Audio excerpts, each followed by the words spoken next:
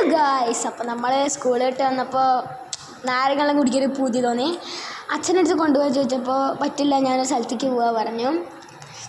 അപ്പോൾ മനസ്സിൽ തോന്നി എനിക്കെന്താ വീട്ടിലൊരെണ്ണം ഉണ്ടാക്കിക്കൂടാന്ന്. അപ്പോൾ നേരെ ഫ്രിഡ്ജിനടുത്ത് പോയി നാരങ്ങയൊക്കെ എടുത്ത് പിഴിയുമ്പോൾ നല്ല സോഫ്റ്റാണെന്ന് വിചാരിച്ചു. പക്ഷെ നല്ല ഹാർഡാട്ടോ. യൂട്യൂബ് വീഡിയോയിലൊക്കെ കാണുമ്പോൾ നല്ല സോഫ്റ്റ് ആയിട്ടോ, പക്ഷെ ഇതിപ്പോൾ ഹാർഡാണ്. ഉപ്പെടുത്ത് വെച്ചിട്ട് നേരെ പോയി വെള്ളം എടുത്തിട്ട് ഒഴിക്കാം.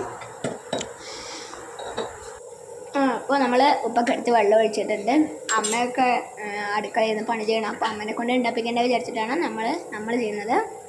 അപ്പോൾ നമ്മൾ ഉപ്പൊക്കെ എടുത്തിട്ട് കലക്കാം. നാരങ്ങയുള്ള കടക്കാരനെ പോലെ ചെയ്യാമെന്ന് തോന്നുന്നതാണ്. പക്ഷെ അത് നടന്നില്ല. അപ്പോൾ നമുക്ക് ഇളക്കാം.